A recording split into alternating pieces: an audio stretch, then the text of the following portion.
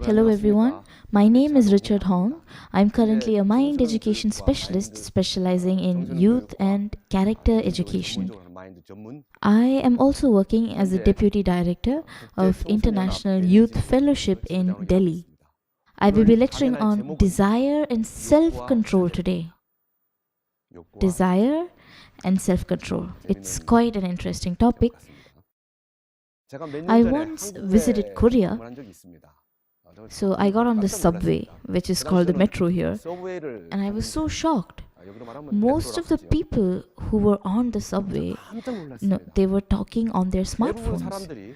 So when I looked at them closely, I saw that everyone, they were either looking at their smartphones, talking to someone on their phones, laughing at their phones, starting from young students to old people, all of them were on their phone. So recently I got on the metro here and I observed the people on the metro in India. More than 50% of the people on the metro were on their phones. So as I saw them, how they were spending so much time on their phones without even speaking to one another, I started to think about it. Korea used to be one of the poorest countries in the world. So about 65 years ago,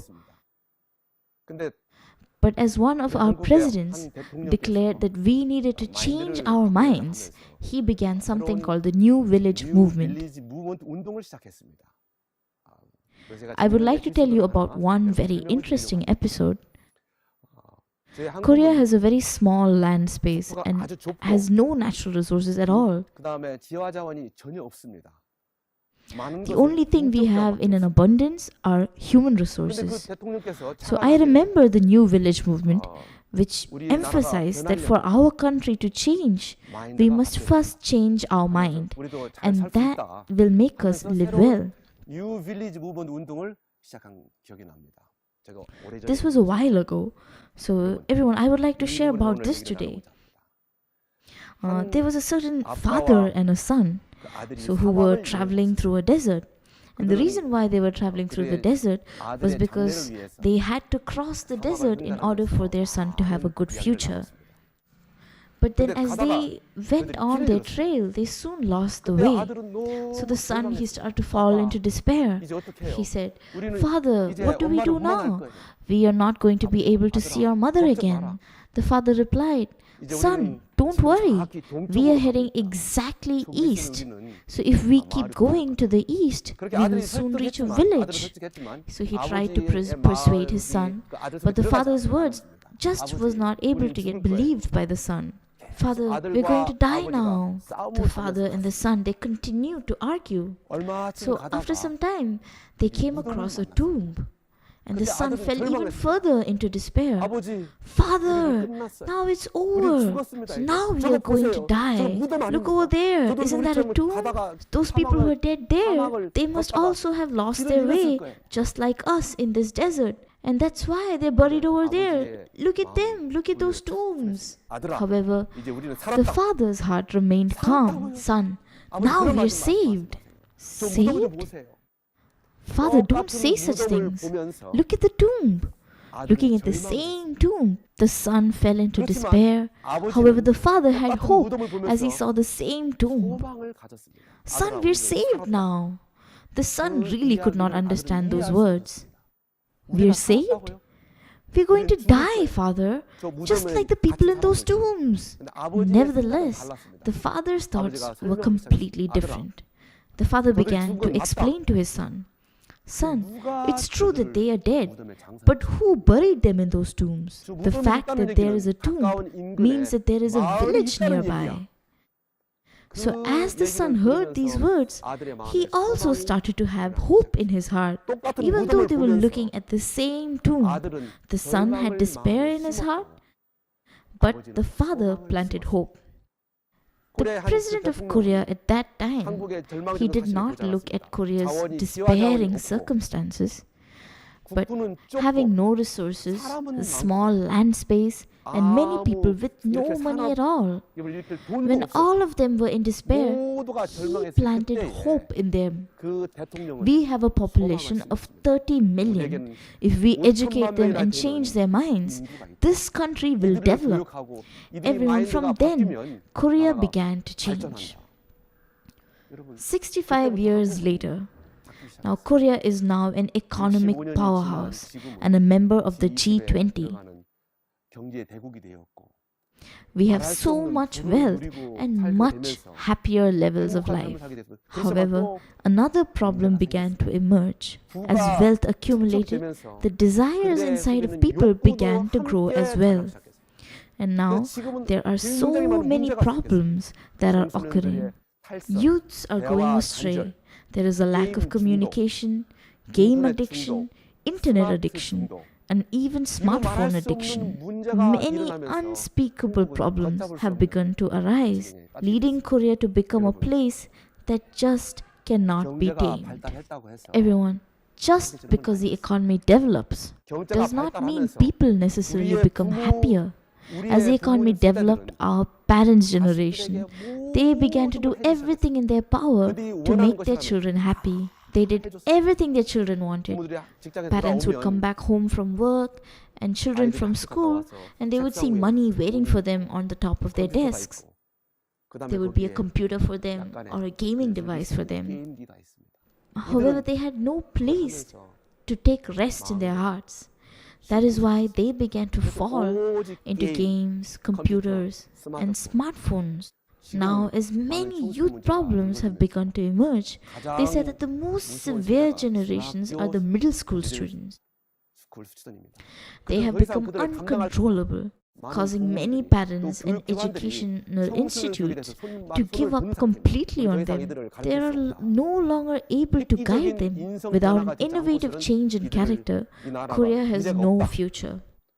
Therefore, starting from several years ago, they began to start the character education, and the IYF have been asked to help them. As you may all know, India too is an IT powerhouse just like Korea. As our GDP grew and our economy developed, so did the people's desires. According to the Lancelot report in 2012, so India's economy is ranked 6th in the world. However, it has the world's highest suicide rate for ages 15 to 19, whereby 35.5 people per 100,000 commit suicide. According to the National Crime Records Bureau in 2015, the number of student suicides were 8,934. That means that every 1 hour, one student died. Then what about Korea? Korea has the highest suicide rate among OECD countries for the ages 10 to 19 years. The fourth common cause of death in Korea itself is suicide. So 40 people commit suicide every day. This is the reality of Korean education, and the government too does not know what to do about the youth problems. Several years ago, when I visited Korea, I attended an annual program. So it's called the World Culture Camp. So many students from abroad attend this camp. There were about 5,000 students from all over the world who came. So we have the World Culture Camp for 10 days. In the mornings, there are mind lecture sessions, and in the afternoon, there is a time to tour. Also, in the afternoon, the students are able to exchange with one another through academies. So we once went to visit the Hyundai motor plant with the students. Everyone, do you know about Hyundai Motors? Yeah, it's a very famous company. And when we went there, the employee explained something to us.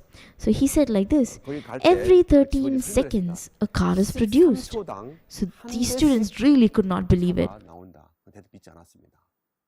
A car consists of a total of 30,000 parts. How can one car be produced every 13 seconds? They really could not believe it. However, as they toured the Hyundai Motors plant, they were shocked to see how the cars were assembled along the conveyor belt. Wow, it's true. Every 13 seconds, a car was produced. Everyone, do you know what makes a good car? Of course, it's having a good engine, right? But just because the engine is good does not make it a good car. Let us look at the engine. A car has an engine and also a brake. We can express this as desire and self-control. So a car's engine has the ability to make the vehicle move forward, and the force which is conveyed to the wheels causes it to speed forward.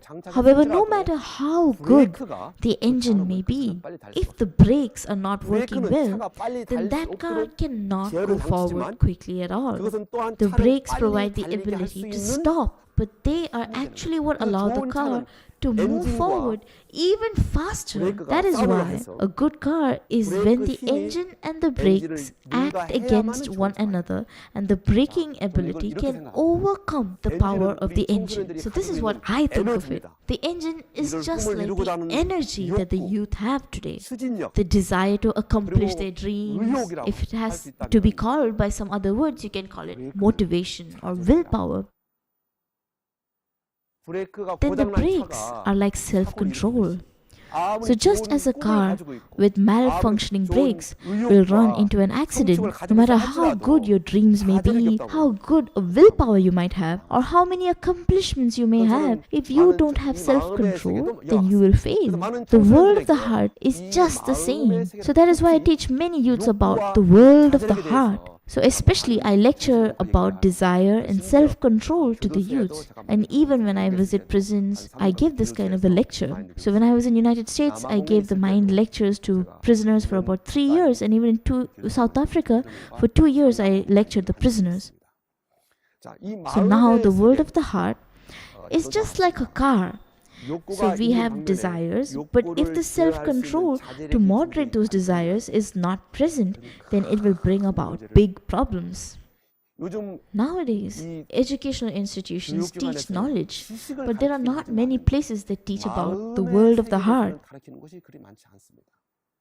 So that is why many youths are wondering and they don't know what to do. Therefore, I taught about desire and self-control to my own son first. So when my son was 25 months old, so when we first moved to the United States in 1997, he was my only son after 8 years of marriage. And as he grew, I began to think about how I would educate him. So most families with only one child have so many problems. So that is why I was worried about how I would provide mind education to my child and also receive much counseling for him. There was one thing that I learned, and that is why I am now a mind education specialist providing mind lectures. So I remember when my son was in the second year of elementary school, one day he came back home from school with a very serious face. And he was so angry that he could not withhold his anger. So I asked him, "Son, what happened?" My son explained to me, "Father." So at that time, I was living in a city called Dallas and it was close to Mexico. And so there were so many Mexicans and even Pakistani immigrants living over there. But after school, on his way back home, he was bullied by those Mexican and Pakistani children. So they hit him and threw him to the ground. He said that he was so angry that he could not hold in his anger. So he told me, "Father, what should I do?" I too was extremely angry. My only son had just been beaten up at school, but I began to think so deeply. What should I tell this child? So I took him to a bench and had him sit down. And I began to talk to my son, and I told him, "Son, I am your father, and I can give you food or clothes and a place to sleep, but I cannot follow you around all the time.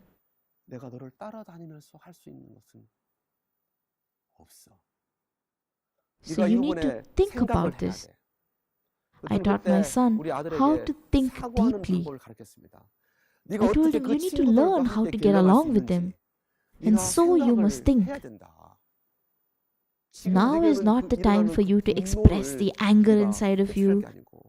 But if you think about this, then you will begin to have wisdom. So my son listened quietly and then he replied, "Okay, father, I will think about it." And I then told him, "Son, after you think about it, you must tell me what conclusion you came to."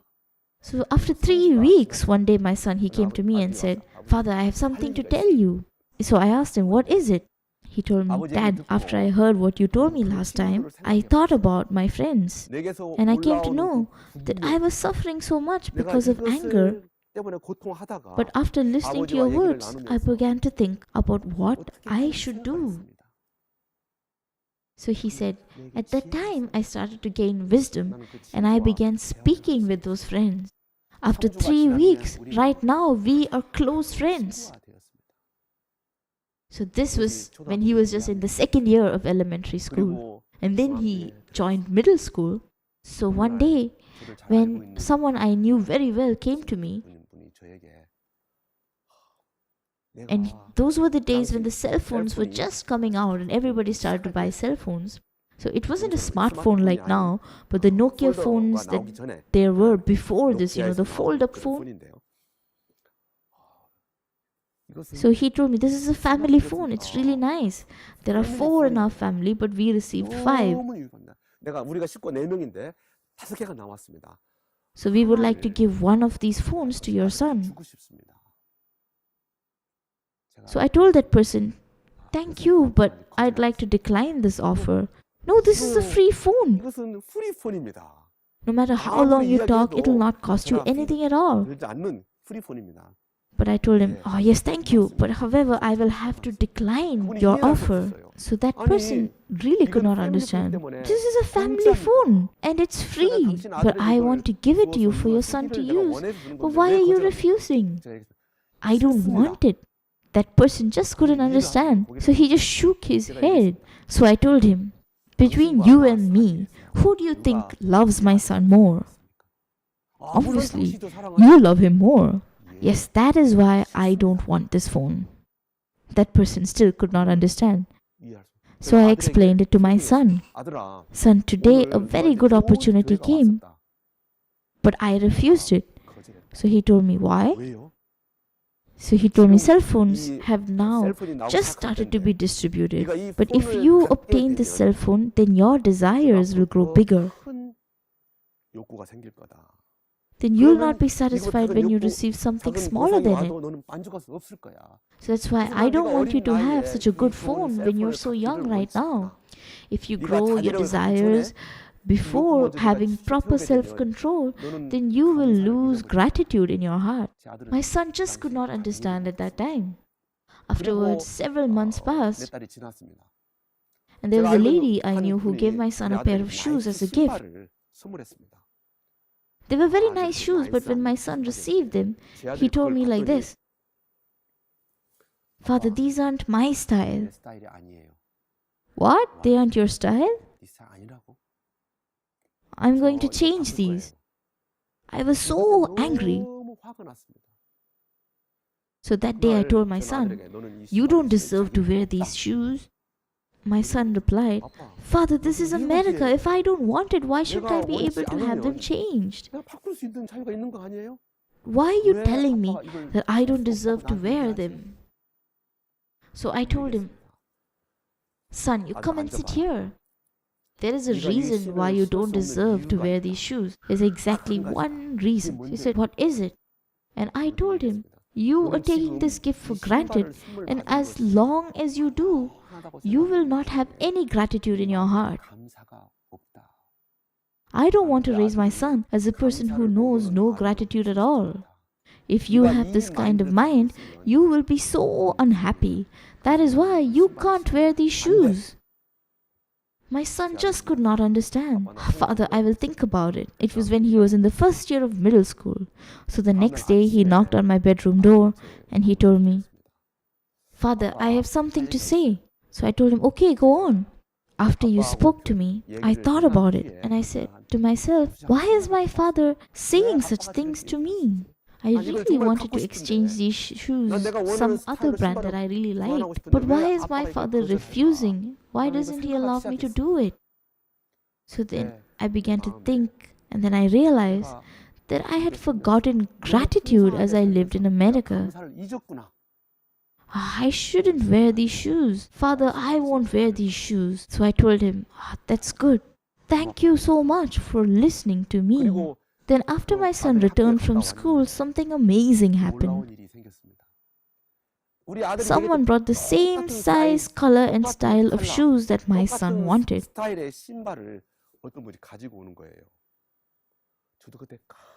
I too was so surprised and I showed it to my son. Son, is this what you wanted? Yes, father, what happened? I'm not sure, but after you went to school, your cousin brought these home.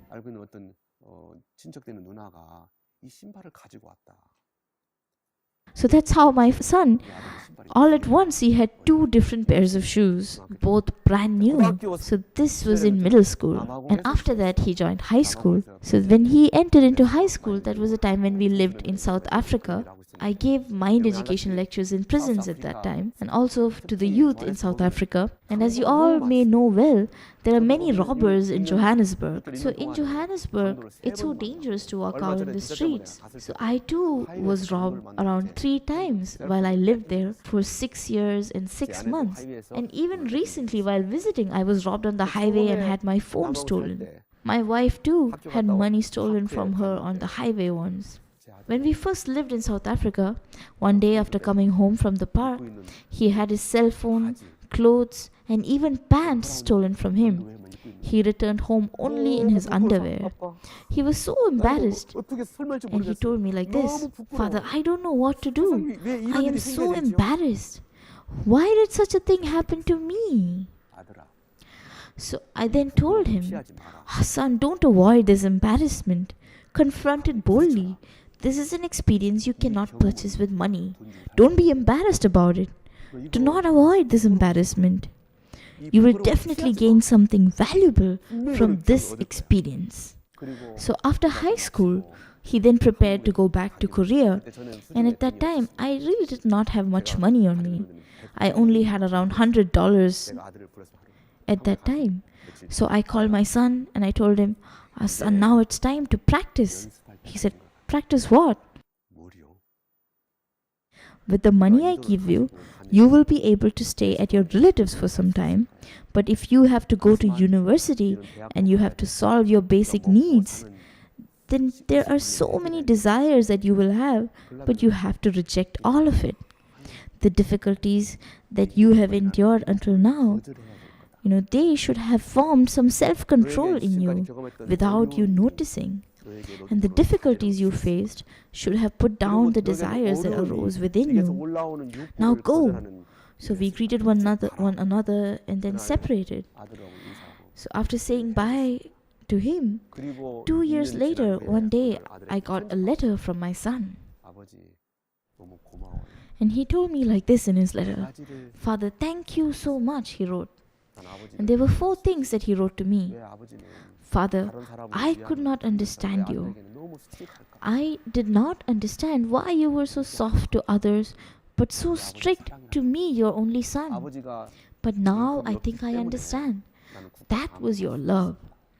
But you did not have a high income, and I was able to receive a national scholarship.